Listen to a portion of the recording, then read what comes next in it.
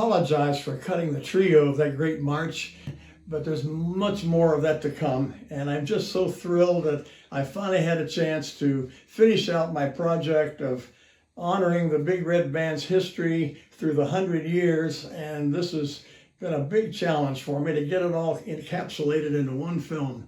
Now, let's get started with the board meeting in 1924, where the Wood County Board of Education hired George Dietz and at $200 a month to direct the Big Red Band.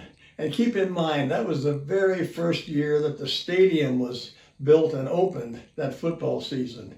So the band was ready to go. It took a while to build it up to be able to do the drills and things that they did.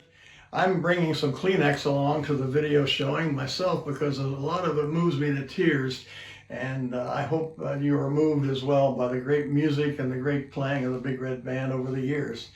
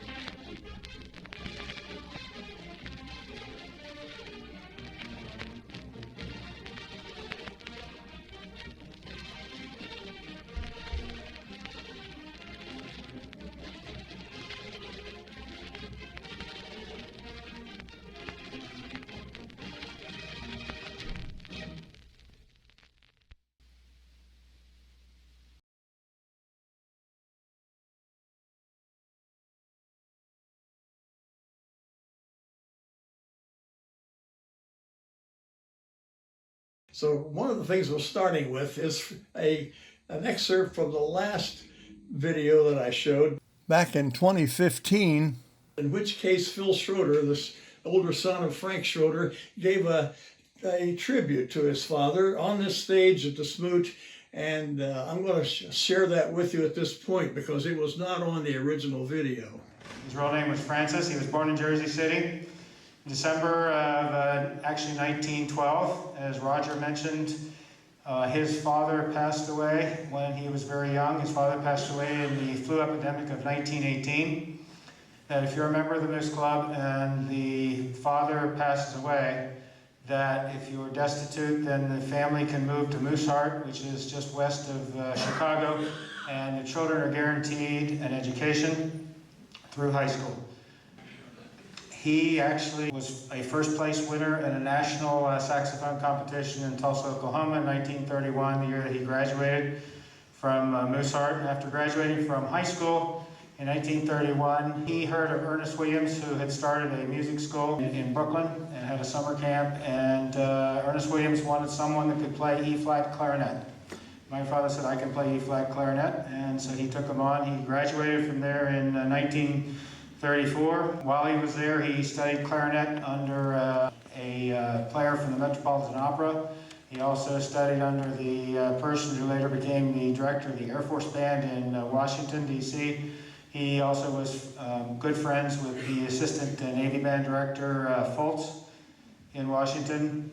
He played with many dance bands in New York City and around the country. A friend of his from Ernest Williams was the music director at West Virginia Wesleyan College in Buchanan, West Virginia, and asked him to come down and teach a summer school, which he enjoyed. He decided he'd rather do that, teach, than play professionally. So in 1937, he accepted a job at Buchanan Upshur High School with the band department. He also taught clarinet at West Virginia Wesleyan, taught clarinet and saxophone at Ogilvy Institute of Music in Wheeling. He was part of the Wheeling Symphony. He completed his bachelor's degree at West Virginia Wesleyan in 1941. If you think back, he was drafted in 1942 to be in the Army Air Corps, and at that time he was the only instrumental music teacher in all of Upshur County, West Virginia. So he served until 1945 when the war ended. When he came back, there had been no teacher of instrumental music throughout the entire county during that period of time. The first year he came back, the principal told him he needed to at least have a pep band at the football game in the fall. At the first game, the other band director from the other visiting team and band came over and said, gee, how do you get those lower parts played out, those second and third parts played? And my father said he told him that they just practiced a lot, but really what he did was he found people that still lived in Buchanan, West Virginia, who had already graduated and had been out of the band program for a while. And he got them to sit in and help out with the high school band in Buchanan in the stands, and he actually paid them something. So I guess they were one of the first ringers. In 1950, as Roger had put on the screen, he accepted the position as Big Red Band Director here in Parkersburg.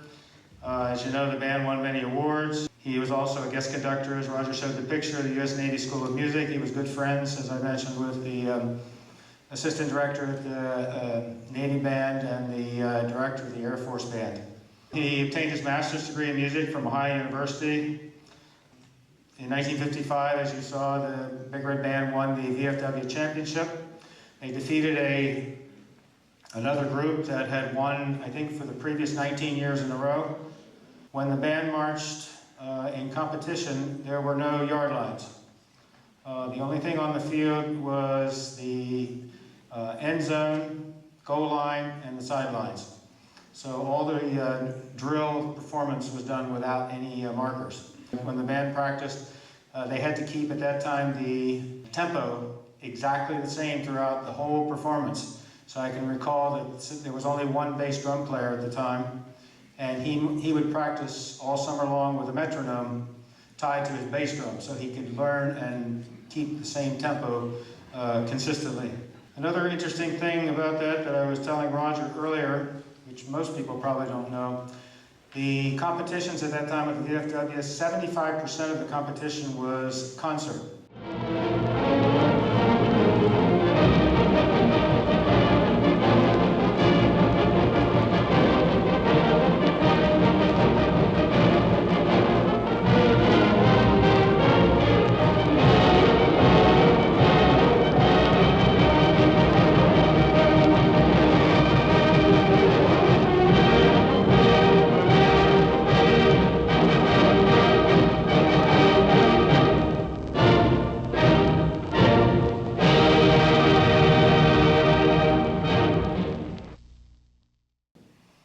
And the other rest of it was divided up between marching and inspection.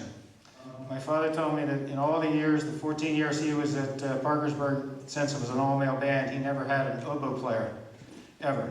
So all the oboe parts in the concert pieces were either played by first chair clarinet or first chair trumpet. he said that he found someone. At that time, to participate in the VFW championships, the people that marched or played in your band did not have to be from that school. So all they had to be was under the age of 21 to participate. So he found an oboe player in Boston who was willing to play with him, sent him to music in Boston, and got his measurements and took up a couple uniforms. And when they went up to Boston in 1955, this boy tried on the uniform, sat in, and he'd already practiced the pieces for concert and played, and so he had an oboe player. He went back the following year and won in Dallas, Texas. In 1959, Roger mentioned the band went to the Lions Club Convention Parade, which was only a parade at that time, but the band had prepared a small show to perform in front of the judges' stand. And right before the Big Red Band got to the judges' stand, someone came out of the crowd and told my father, who was marching along with the band, that if the band delayed the parade in any way, like performing in front of the judges' stand, that the band would be disqualified. So I don't think the band won. I know that they didn't. And my dad said that he thought that that was a ringer. There was a plant that came out of the crowd and told him that to make sure that the Big Red Band didn't win. My mother passed away in Cumberland in 1999, and Frank passed away in 2001. He used to receive many letters thanking him for teaching them, and many of them going on to a career of music. He even got letters after he passed away. He was very much a perfectionist, as all of you know who studied and performed under him. He demanded the best from everyone, and I always thought he was a consummate musician and a husband and father.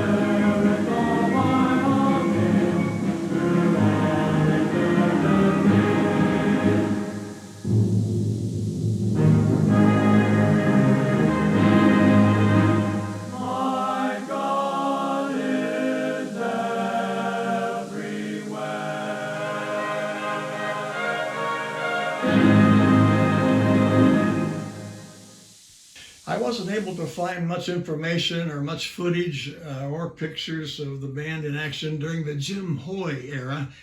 He was the one who followed Schroeder with the Big Red Band, and I have a few testimonials that we'll share at this time.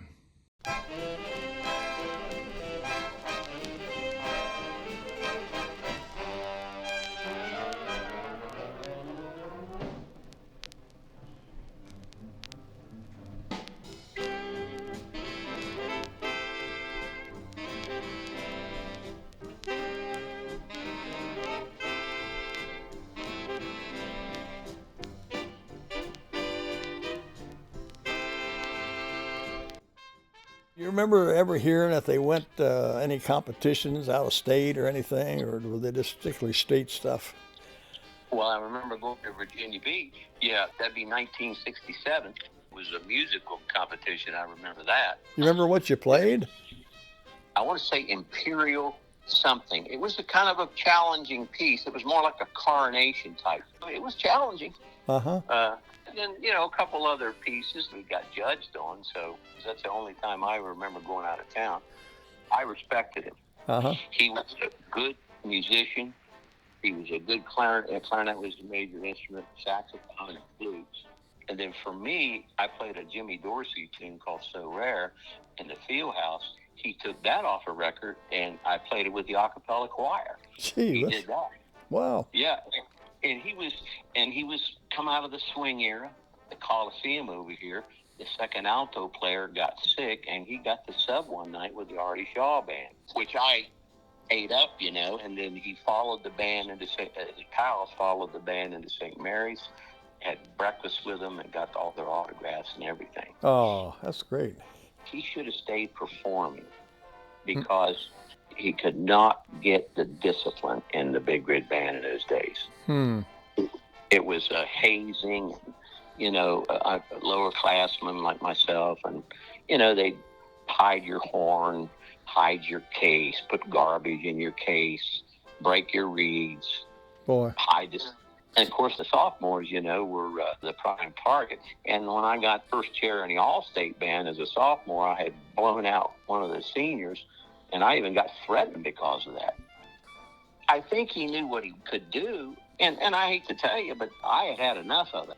I quit after my first year, but we were friends after that in high school. Yeah. And I played with him, and then when I would come home from Las Vegas to visit my parents, he lived right around the corner. So I would go see him. His eyesight was failing. His wife had died. His daughter had died. But we still talked about music and the big band era, and he would give me his music, So I have all his music still. Oh. I don't know why he left. He may have retired, for all I know. Yeah. But I just felt sorry for him, and that's the honest truth. Boy, well, did you morph over to the orchestra, or what did you end up doing the rest of your time in high school? Orchestra, and I worked real hard on my clarinet.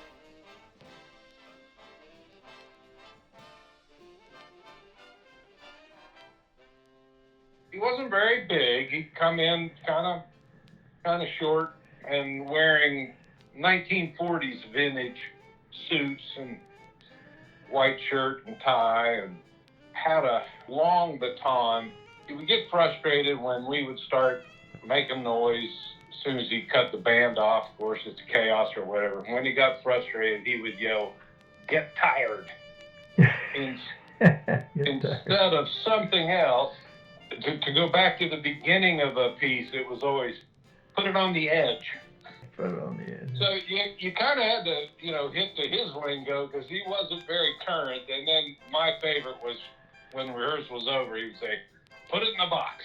Yeah. All right. Well, what about the girls coming in? Were you there when the first girls came in the band? I believe my sophomore year, first year, was also the first year girls came, and there weren't many, of course. They had to be pretty brave.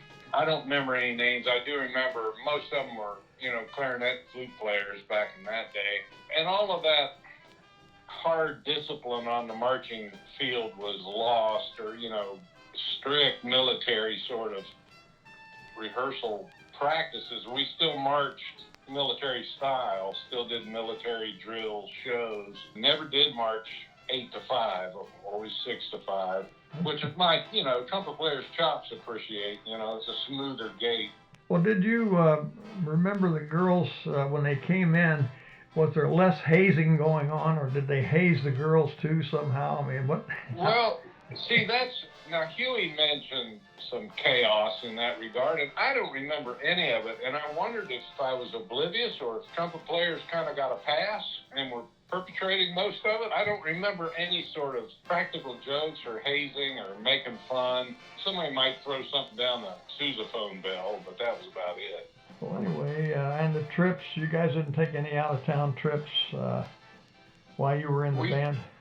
The jazz band would go to Charleston every year, but I don't remember the concert band going to any contest, even in-state. It was, I think, the beginning of a low period. Like I said, Jim Hoy was a great musician and could transcribe a big band tune off of a record 8 bars at a time, but he was, I think, misplaced as a high school band director. I'm not sure he was having a great time.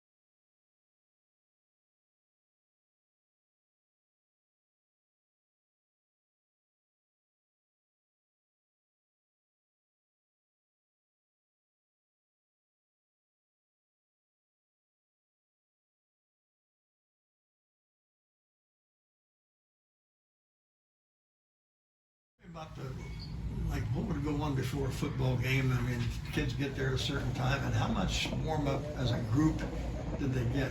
I mean, I remember Schroeder just telling us, "You come in here warmed up." He didn't warm us up. We were supposed to come there warmed up. Well, I don't think half the people picked up their horn before they got. We didn't depend on it to warm up before they got there. We had certain things that we did, and we did scales and stuff like that. 15 minutes or so. Yeah. Always a scary thing was the tempo of whatever the Red Wings were going to be doing. Yeah. But we never let them on the field at halftime. Only pregame. Okay. We had to pacify, but that was our give and take. I'm just watching that one where you guys played Alexander's Ragtime Band, and that was really swinging and a good tempo, I thought. But of course, the girls looked great. Yeah.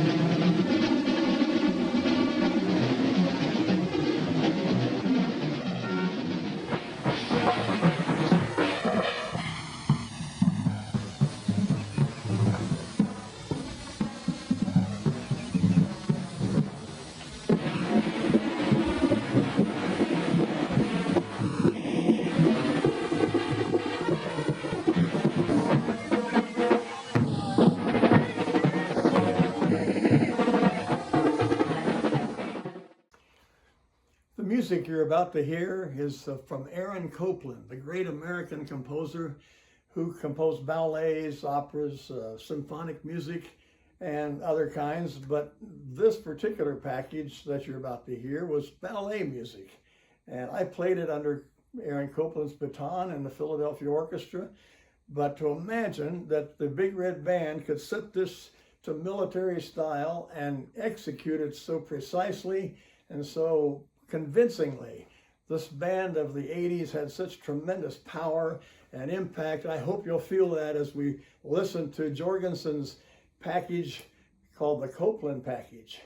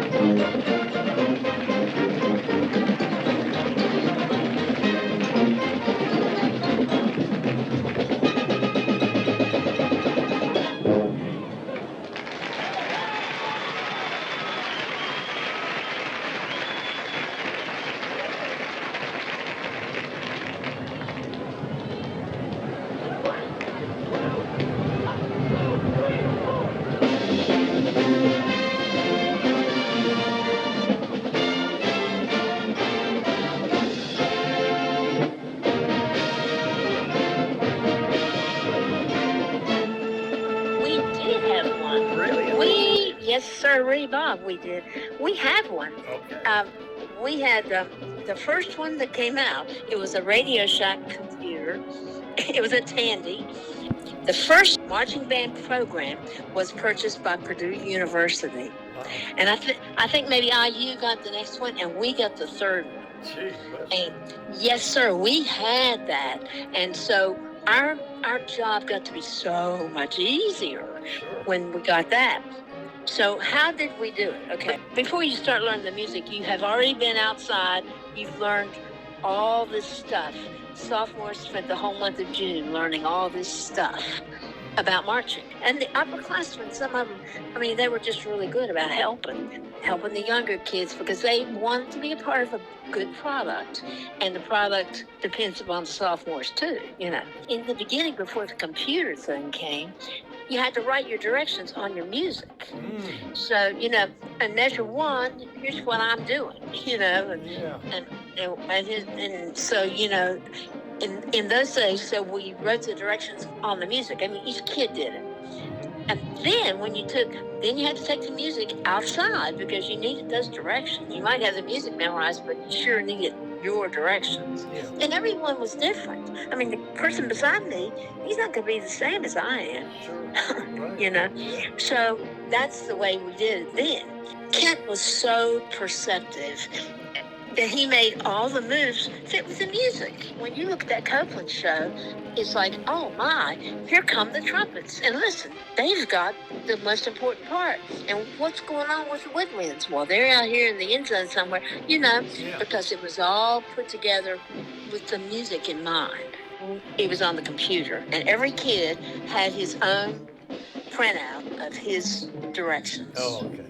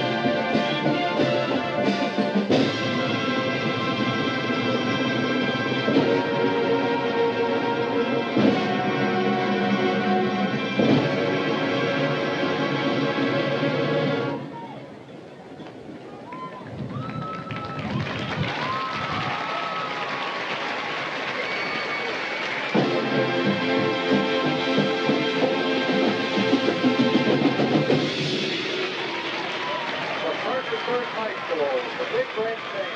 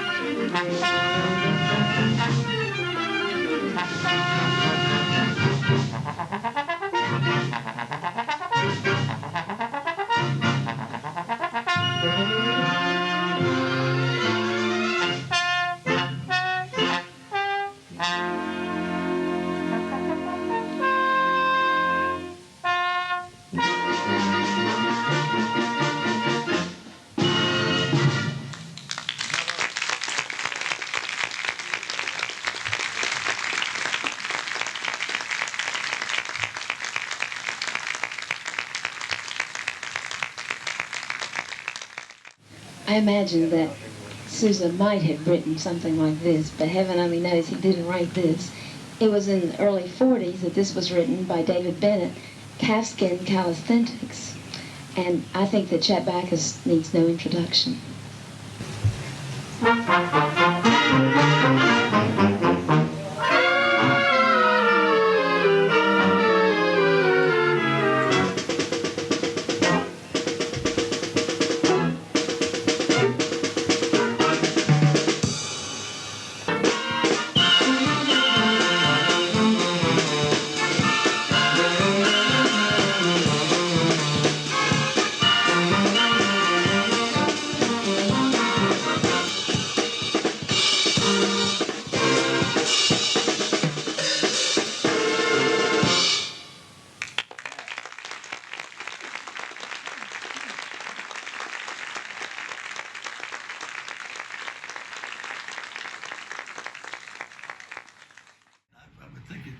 fast. You guys lasted, what, 9 years?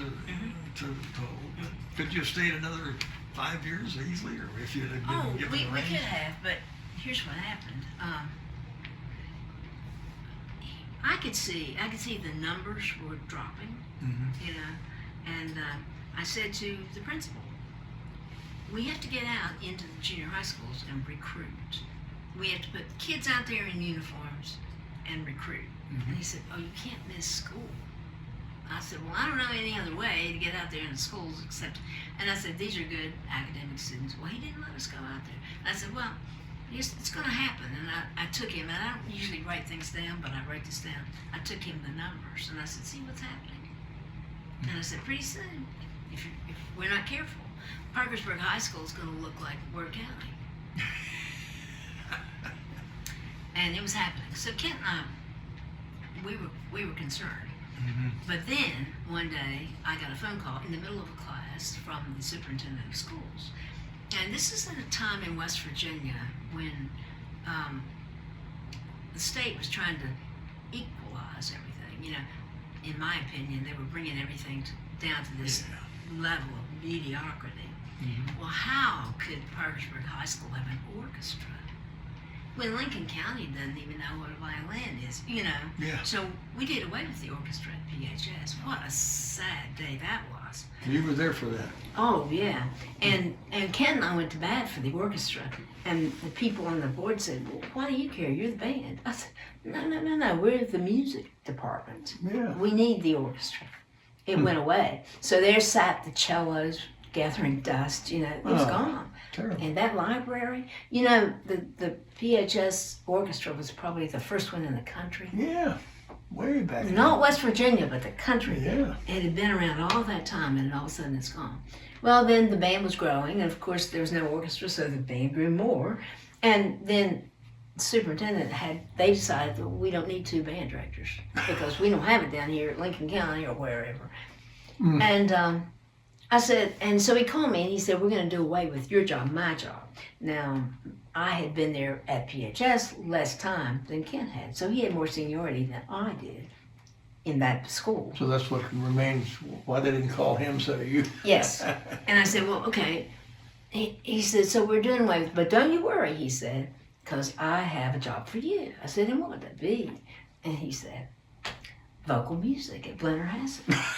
I said, well, I tell you what, you don't worry about that because it won't be me, and I'm out of here, I can tell you. Please don't call me again and get me out of class. I'm busy, you know. So that was it. So that was the straw that broke the camel's back. Wow. So Kent said, that's it. I won't tell you exactly what he said because this is going to be on film. But it was ugly, and so we both left. Yeah. That was it. Everyone's in the band for a different reason. If you're stuck in the concert band in junior high school, maybe you're third trumpet and you don't play so well, but I like Johnny and Susie and it's fun being here. Yeah. That's okay. Yeah. It takes all kinds. Or maybe you want to be in the marching band when you get to South. Yeah. That was okay too. Or I want to be a majorette, because see, at South, they had those girls. Did you help those kids decide what instruments to play before they got to the junior high level? Oh yes, in the 5th grade. So you had kind of a balanced band. Absolutely. Okay. And see, once I knew at Edison that we're going to have a new junior high school in town, and that was going to be Blennerhassett, and Blennerhassett was going to take all my best students. It was like, what am I going to do? So I thought, okay, I was going to lose Lubeck, which was my best feeder school out on Route 2, you know. I was going to lose Washington Bottom. You don't even know these schools. I had 9 elementary schools. Wow. And I thought, I got to do something different. So then I had to concentrate on Mineral Wells, which was a brand new school then. It was nice. And I had a band room at Mineral Wells. And I could leave music stands and stuff. I could leave it in my band room. It was so wonderful to have a band room in an elementary school. Yeah. So that's where I made my instrumentation work. I've got a balanced band at Mineral Wells, so when it gets to Edison, it's going to be fine. And anything else is gravy, you know, good to have these other kids. Yeah. But that's where I balanced the band in the elementary school. You have to think ahead always. Yeah. Well, I wondered if you had trouble with parents saying, why'd you stick my kid with a saxophone? We don't like that. Well, at Edison, the parents, it was a different time, Roger, and parents still felt that the teacher knew best. Good. You know, it's not today's world. Yeah. And they believed in the teacher. Mm-hmm. And if she says you should play the flute, then that's what you're gonna play. You know. and I had one old boy at Edison, in order to pay for his Bach trumpet, he had a paper route. And he delivered his papers before our 7 a.m. stage rehearsal every morning. Wow. He did that. And so, would anyone do that today? Yeah, No one ever went to WVU. Our kids were good musicians, but they were also academics. Mm-hmm. You know, and so they didn't want to go to WVU. They wanted to go to MIT or something, you know. Right. And so they didn't go there. So one day Phil Faini and I had, you know Phil, and Not really. well, he was the percussion guy, and he put WVU on the map with percussion. And Phil said, "We don't get your kids." And he was coming over to our band room. I said, "Okay, let's talk about it. Put you in front of the band." Yeah. And I said, "Okay, you watch this." I said, "Band, tell me everyone going to college next year." Yeah. Raise your hand if you're going to college in state. One hand went up. And I said, "Paul," I remember the kid, "how come you're going to school in West Virginia?" And he said, "Because we can't afford to go out of state." That was his reason. Yeah. And I said to Phil, "See what I told you." And then I'd say, "Well, where are you going? And where are you going?" And they knew where they were going, you know. But they weren't going to school in West Virginia. Yeah. Now Phil Faini and the band director, they would come here and spend the night, and we would have fun. And they wanted our kids, but our kids didn't want WVU. Even if they began with a scholarship, they wouldn't have gone. I don't think so. I don't think so. I mean, They just had to go higher goals. they had higher academic goals. Yeah. And we had a good band because our kids were smart, you know. And then the Persichetti thing, the invitation came from Capital University. And we went to Capital a lot. Also to Ohio State, but Capital, because they had good jazz things that went on, clinics and stuff like that. And they knew us and our program as a jazz group, but they also knew we had other stuff going on. So they invited us to be a part of the Persichetti thing. And what we had to do was play Persichetti. Okay, so we're going to play Persichetti for Persichetti. So I went to the principal to say, "Can't always let me do the dirty work." You know, he wore a black suit and I wore anyway. I was always the bad guy. So anyway, I went to the principal and I said, we need to go over to Columbus and here's what we want to do. And he said, "You mean Miss School?" I said, "Yeah, Miss School. He said, "Well, the kids will get behind." I said, "Nah, the kids won't get behind." And he just didn't understand. I mean, he was a nice man, but he didn't understand. He was the same principal I'm talking about. And so I went back to the class, and the next day I said, "Here's a piece of paper, everyone write down your GPA." And they turned them all in, averaged it up, 3.98. Not too shabby. And I thought, wow, that's good. So then I asked the concert band later in the day, write down your GPA, 3.5.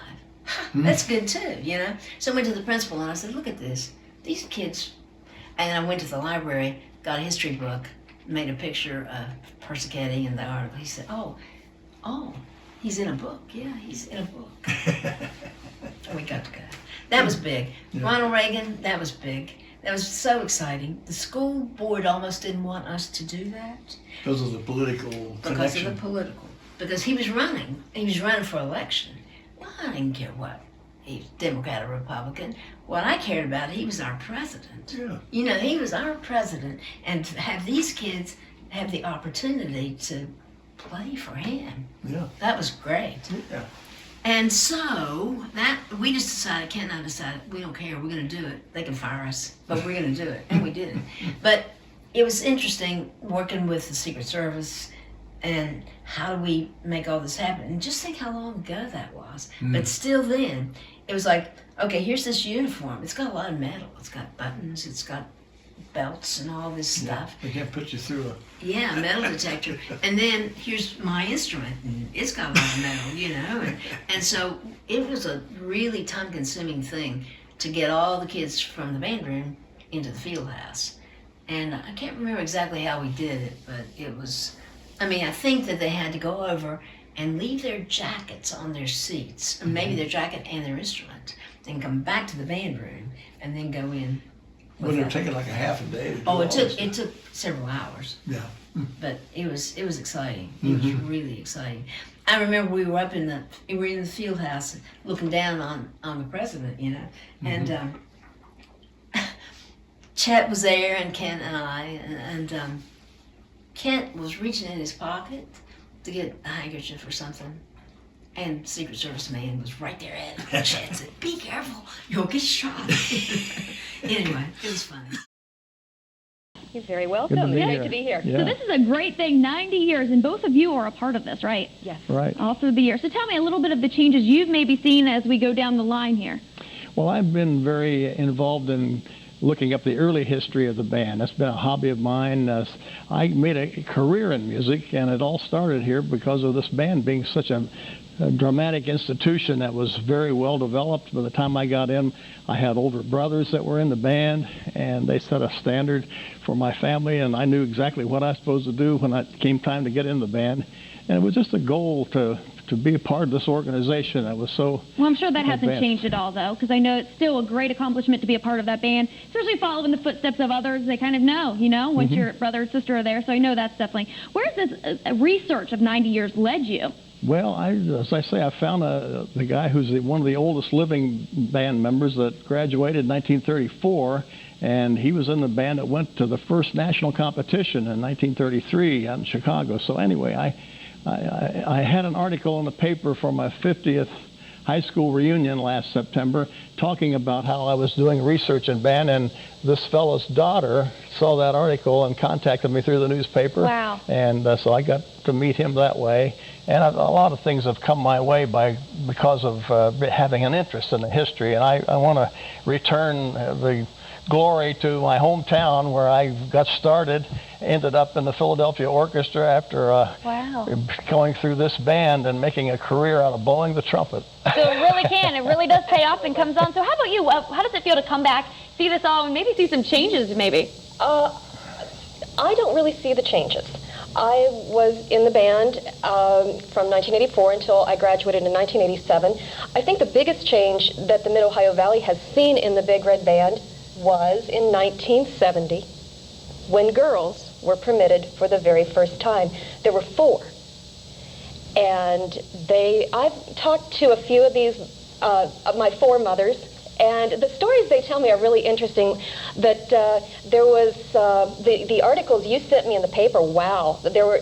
Roger sent me some letters to the editor from 1968 saying, "We do not want you. Wow. There are no girls in the Big Red Band." And I think, my goodness, what these ladies must have gone through. And one of them told me, we marched on the inside. Wow. So we would not be exposed. And in that uniform, you can't tell a male from a female in that uniform. There's no makeup, no nail polish, the hat, hide the hair. But the girls in the Big Red Band, that was a very, very big deal. Oh, yes, and now we've seen it come all the way. I mean, I know we see plenty of girls out there now, and you were there. The fabulous part is we have a first this year. We have our first female snare line. Oh, wow. And that I think that's great because those girls are out there, and chicks with sticks. They're awesome. I like that. Chicks with sticks. That's good. And definitely a big accomplishment, especially from reading those articles yourself and feeling that emotion, being part of that, and then now to see where we've come today. What a great thing. Worthington Elementary School. Wow. And he introduced, band instruments and to all of us 6th graders. Mm-hmm. And I wanted to be a drummer back then. Wow. But there was too many boys that signed up to be drummers, so I chose the clarinet because all my other friends were playing the clarinet. And then when I went to Hamilton Junior High, I didn't want to play the clarinet. I wanted to be a drummer. So I kind of told a little fib. I told Mr. Jorgensen, I said, my parents will not buy me a clarinet. Well, that wasn't true at all because I had a clarinet. So my nickname back in the day was Rats, because my last name's Ratzer, maiden name. Yeah. And he said, Rats, go to the drum section. So that's kind of how it all began. But I kind of got caught in my little fib. My parents went to a conference and talked with Mr. Jorgensen about band and everything. And Mr. Jorgensen said, I have a clarinet for Cheryl. And my dad and mom looked at each other and they're like, well, wait a minute, she has a clarinet. So I kind of got caught. I came clean, and so it all worked out. I was able to stay in the drum section. Wow. And then when it was time for the Big Red Band, I really didn't want to be in the band because I played sports and I didn't think I had time to do both. And Mr. Jorgensen ran into me one day during the summer and said, hey, I'm the band director at Parkersburg High School. Why don't you be in the band? And then, I told him my dilemma with sports, and I didn't really think that I was good enough to be in the Big Red Band back in the day. And he said, you have to believe in yourself. You can do it, Rats. He said, you sign up. So needless to say, I went and signed up, and the rest is history. Here's Big Red Band drum major Shelby Varner. So thank you so much for joining us both. Good morning. Thank you. Yes, and so we were talking a little bit about the history in the previous interview. So they were saying that girls had a rough time getting started here in the band, but you're saying, hey, the girls are up and they're ready to go. Yeah, the girls are pretty much the band anymore. It's over 60% of the girls anymore. And the reason why, no clue. Yeah, a big change, right? Girl power, definitely. And you're being the drum major as well. How is it being a girl and being in charge and showing those guys how it's done?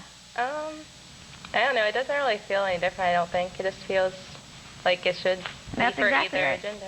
Yeah, so it's really come a long way from knowing that the girls used to have to stand in the middle, maybe we're getting, taunted a little bit, to know that now we have girls in charge, we have the majority of them. So what other changes have you seen? Well, speaking of that, when I was in high school as well, we had a female drum major as well. Mindy Krauser was her name. And there was female drum majors prior to that, I believe, but I'm not sure how many. Well, that is a great thing to see that they've come so far. Yeah. So there's been a lot of changes that happen. We know this is Dave Burton, who directed the Big Red Band from the years of 87, summer of 87 through to the summer of 96. I just wanted to get a little bit about your background and where you trained. Who were your first music teachers? I remember Dusty Rhodes or not. Remember that name? Yeah, I do. Okay, he is the one who started me in band in Gilmer County. He started me out on horn. That was the old peck horns at that time, And then I moved from Doddridge County, or Gilmer County to Doddridge County, and I graduated from Doddridge County High School. And was that over in Clarksburg? Yeah. Okay. And then I did my undergraduate work at Salem College, and then of course my graduate work at WVU.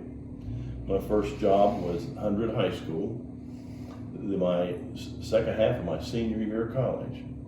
And then I was there for like 2.5 years, and I moved to Williamstown. And I was there at Williamstown for 17 years, and then I was band director at PHS for 9 years. And then after that, I was assistant principal there for another 6 years. What's more stressful? Was it more stressful being a principal? No.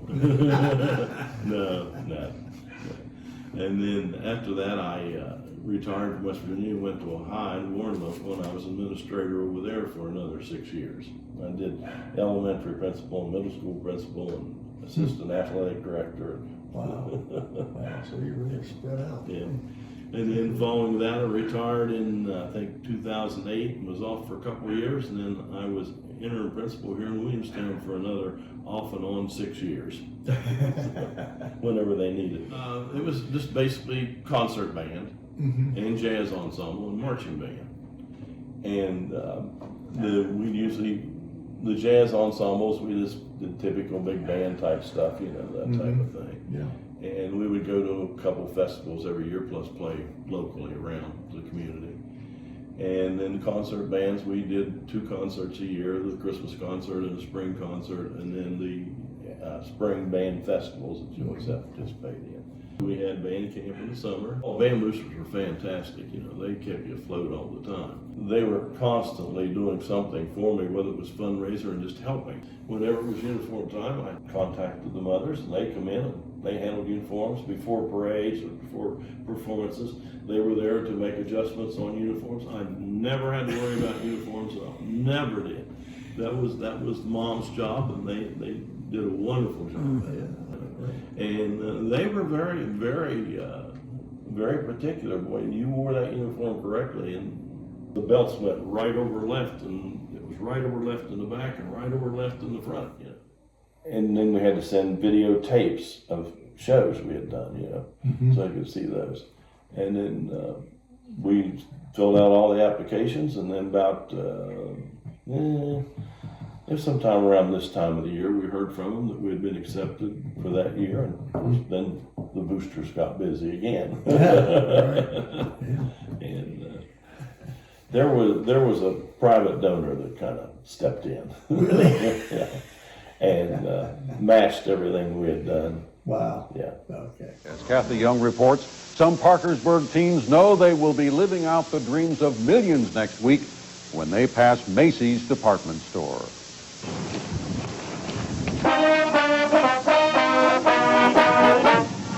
Every performance is important for Parkersburg High School, but next week will be something special for the Big Red Band, the Macy's Thanksgiving Day Parade.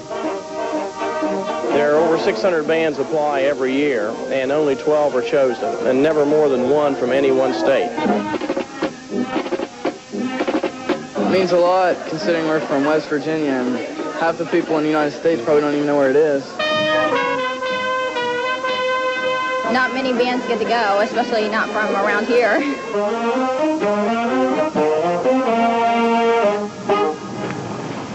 Getting invited to the parade is one thing, getting to New York is another, and that other thing is $35,000. It was harder probably to raise the money to go because it took a long time to raise the money to go. I thought we'd never get there. Macy's rules limit how often a band can be in the parade. The Big Red Band won't be eligible again until 1996. But this one shot is enough to stretch through a lifetime of I was there stories. Kathy Young, WSAZ News Center 3, Parkersburg. And it'll be goosebump time. We toured Ellis Island and the Statue of Liberty, and of course touring bus tour around town. No, that was the day before. That was the Wednesday, yeah.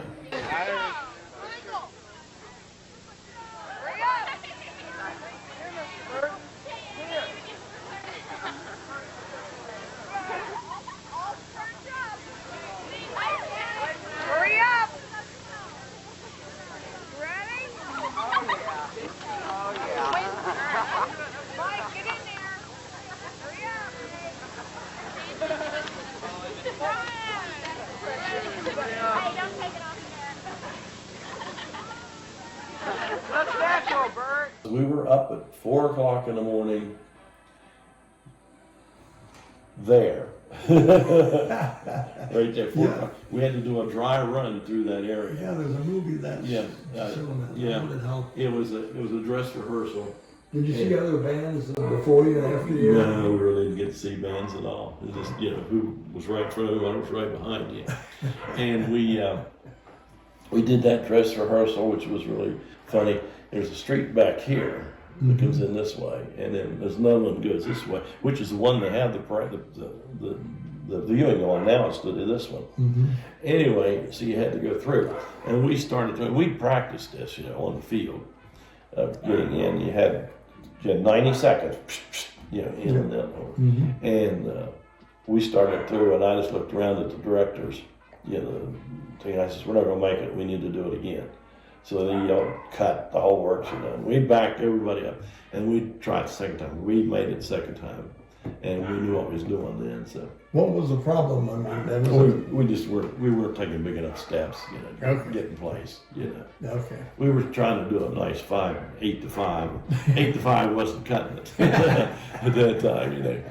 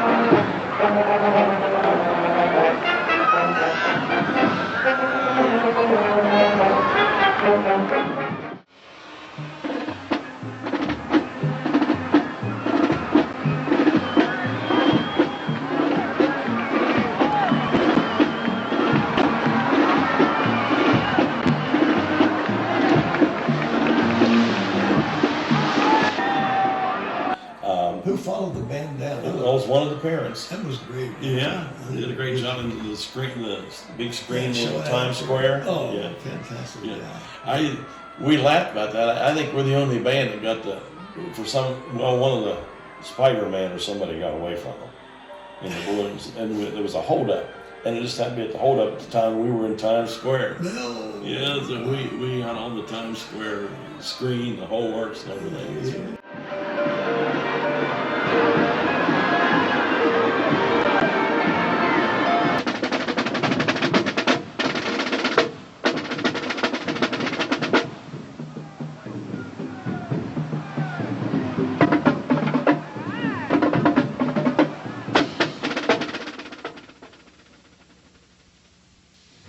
Wearing the hat doesn't always make you a professional, but I've got the hat of one of the greatest groups in the country. Marching in Herald Square now, it's the Parkersburg High School Band from good old Parkersburg, West Virginia, known as the Big Red Band. And they're under the direction of David Burton. And with them are the Dancing Red Wings. Drill Team Director Joan Burlatti is celebrating her silver anniversary as director today. And what a celebration this is.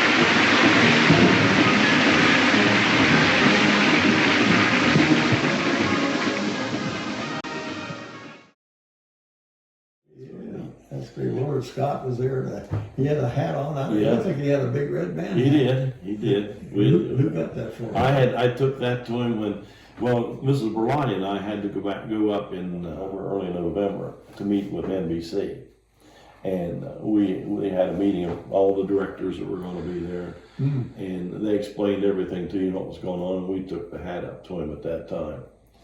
Well, I was amazed that they played Stars and Stripes. That was a hard piece to get through. Oh, yeah. How many times would they have played that day? Oh, my goodness, I have no idea. Quite a few times. Well, it was just one of those things. I says, we're the Big Red Band. We're a military band. We're going to play Stars and Stripes. And that was the real version, right? Yeah, right, yeah. I had done some watering in it, but that was the real version of it. Yeah. So, now, another interesting part is as soon as you leave that section, you go around the corner, and NBC people contact me and says, don't you leave. As soon as you go around the corner, we want you to follow Santa. So what happens is, we do this parade here, we go around the corner, go clear around the block and come back to the street right here. And when Santa goes through, if you'd watch that whole parade, we're in the parade again.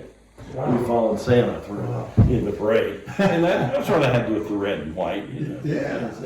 So we followed Santa through there. We got to go through that section twice. Oh, that's great. Yeah. And the Red Wings did it too. The Red Wings right there with us. Yeah. Oh, Yeah. Still did the 8 to 5. We didn't do the flags and the majorettes and all that stuff. Color guard, was that going on? No, in fact, we had a color guard the first year I was there, and then I did away with it because the fact that ROTC had been organized at that time, and ROTC provided a color guard for all parades and for ball games and all that stuff, but there wasn't a need for it to have one. Was Chet Backus with you all the time? Oh, Chet was there all the time. Yeah. Now, was he paid for his work? The boosters paid him. Okay. Yeah, the boosters paid him. Yep, they raised his money for his salary. He basically just did the percussion section? Yeah. Okay. Well, that was basically what I was hired for. He did a lot more for me. He was very helpful with everything. I never viewed it as my moments of glory. I was happy to kids when they were successful. And my whole thing was I don't care what the score is or whatever comes out. If you have given me your best, I can ask for no more. And we were always pretty successful, but I think the kids always felt good about everything they did. I mean, even sometimes when they didn't win the festival, they felt like they did the best they could. On the phone, we did go to the Peach Bowl, and whenever we went to those festivals like that, we took everything we had. We did jazz band, we did percussion ensemble, we did concert band, we did marching band, we did one in Virginia Beach. We also went to Ohio University invitational thing, and the band did really well at all those. I mean, we always scored in the top brackets. And I forgot to mention my percussion instructor, Chet Backus. He was great, supportive, lots of great ideas, and he could really get those drummers to play. The band would rehearse. The percussion was actually in a different class. But when we put them together, they were always well prepared and just fit right in with what the band was doing. He and I became pretty good friends, and on a Friday night, things were just chaotic in the band room. And I was always lucky. I had a really good parent group, and they were working, getting the kids dressed and things ready. And Chet and I would always go in my office and close the door and pretend like we were going over the charts for the band or something, but just sitting there enjoying the quiet and watching the chaos outside. And we did that just about every Friday night. Oh, wow. And then we would open the door, walk out, and snap our fingers, and boom, we were ready to go. That's funny. But we were lucky that we still had Chet. He was like the heart and soul of the band. He would yell at us. He was a very quiet man, and when he had something to say, you listened to him, because what he had to say was important. He didn't just always just hang out with the percussion. He did come out, and he knew marching. He would get on you if you didn't do it right. I had the bigger band under the direction of Rocky Wiseman, field commander Keith Newgrove. Big Red Band, are you ready to take the field in exhibition?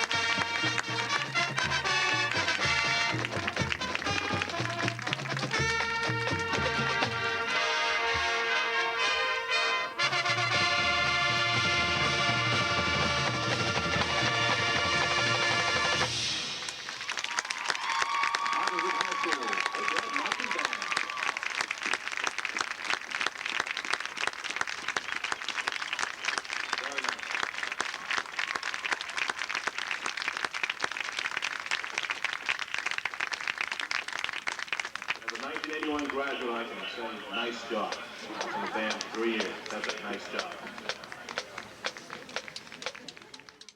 Well, that beautiful parade shot where you're standing in front of the band, and where was that taken? That was on Market Street. That was another thing I liked to do. I was a runner, and when I started at PHS, they had this half marathon here on the day of the homecoming parade. I would go and run the half marathon, and the band would always have a pep band down there. What's that? Right at the beginning of the race. And they would wait for me to go past, and they would play the theme from Rocky. But they were, first few years they were pretty skeptical that I could run that race and then march that parade. But I did it every year.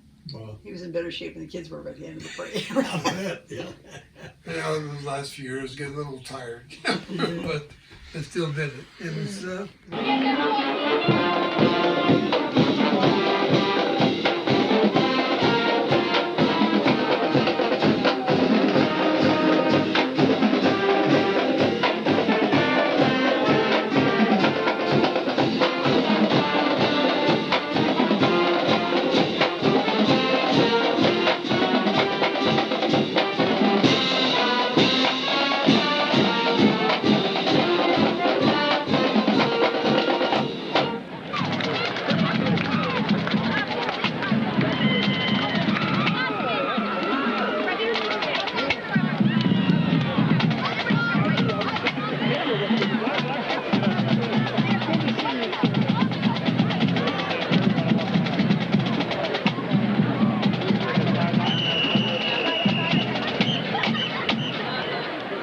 Ladies and gentlemen, tonight, the Big Red Band would like to honor one of its past directors.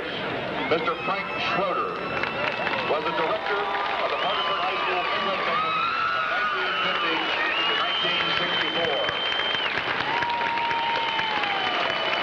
During his tenure at Parkersburg High, the band did the thing by becoming national champions at the BFW National Band Competition in 1955 and repeating in 1956. The standard of excellence set by Mr. Schroeder has remained with the band through the years. For this legacy, the Big Red Band would like to honor him by passing in review playing the Washington Post March by John Philip Sousa.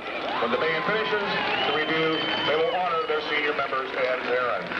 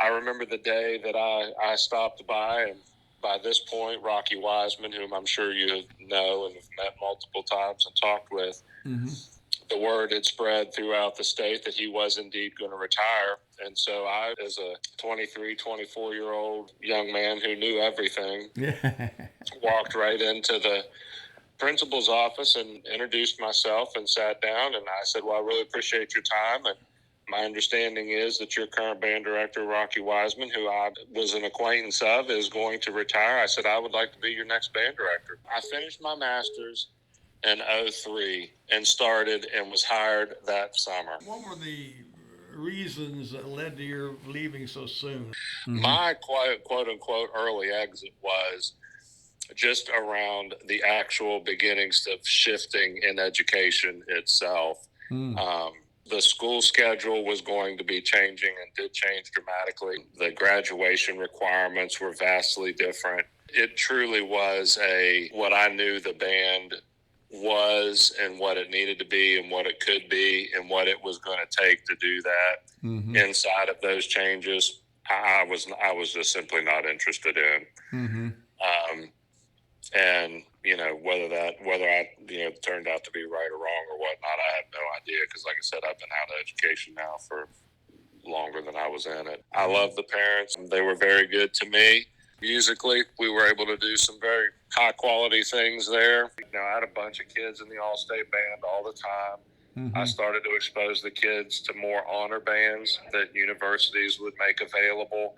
I had a bunch of students who ended up majoring in music and have went on to do things there. I mean, obviously through social media, I had a lot of kids who didn't have anything to do with music, but have certainly went on to be very good contributors to society, which I had nothing to do with. They're all full-grown adults and those kinds of things. But I mean, I was able to leave at a time when I felt as though, at least from my perspective, that the program was very healthy and was producing what it wanted. And I just did not see the ability to maintain that and keep it going. While I was attending my 40th high school reunion back in 2003, I attended a football game and met Earl Carruthers. And he invited me at that point to come back in the spring concert to play a solo with the band, which I did. And he also gave me the privilege of choosing a piece to conduct at that concert. Well, he didn't know what he was getting in for. I chose the Universal Judgment, one of the great pieces that was written back in the 1870s for Italian military bands, and it was used in the U.S. for competitions for many years. My brothers played it in the Big Red Band in the 50s under Frank Schroeder. I always had looked forward to playing that piece, but it didn't make its rounds to my ears.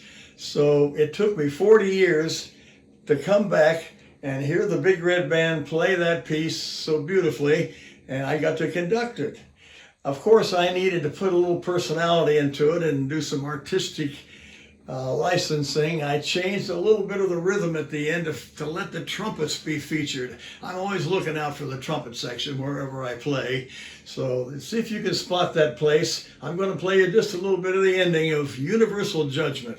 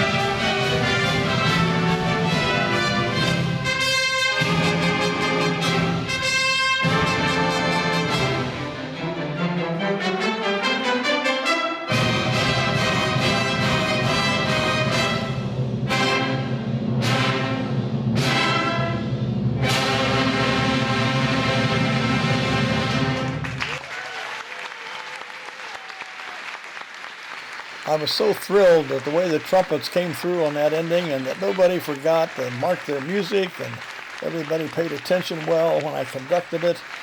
The clarinet player did such a fantastic job on her solo, and of course I had to acknowledge the trumpet section. So anyway, it was a great moment for me, my history with the Big Red Band.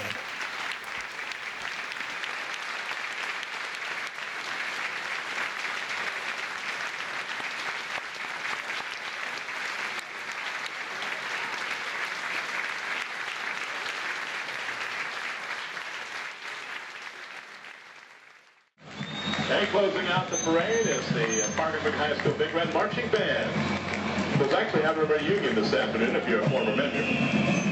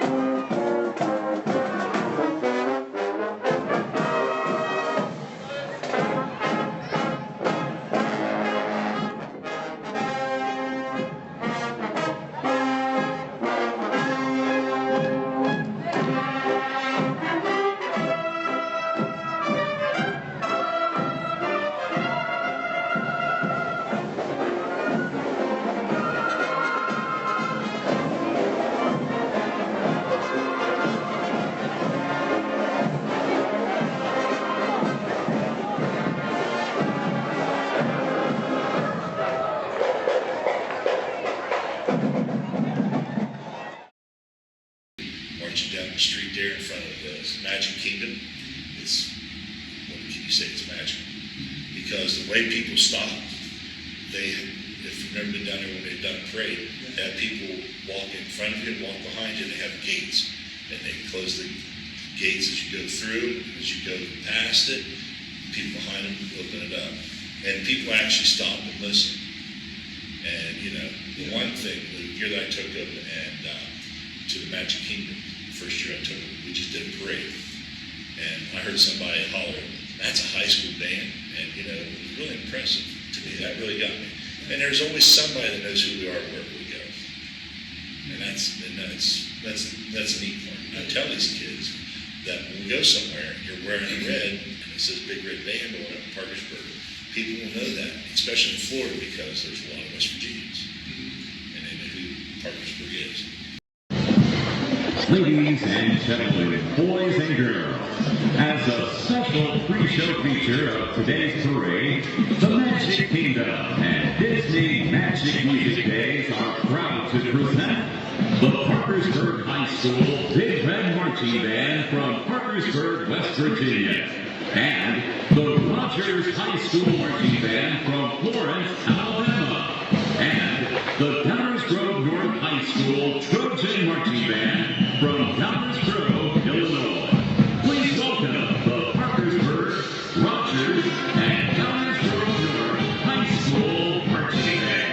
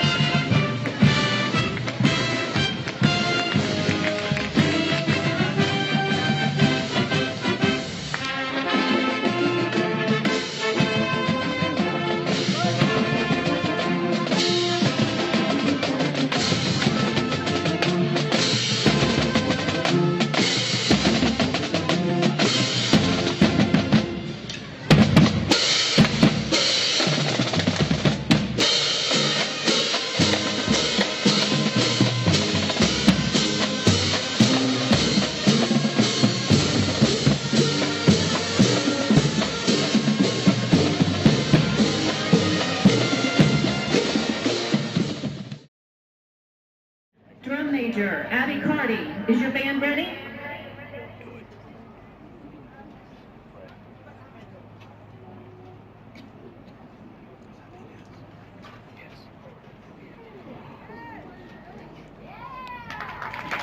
Performing their show, 92 years of military style and not changing anytime soon. Cavalcade the Bands is proud to present Parkersburg High School.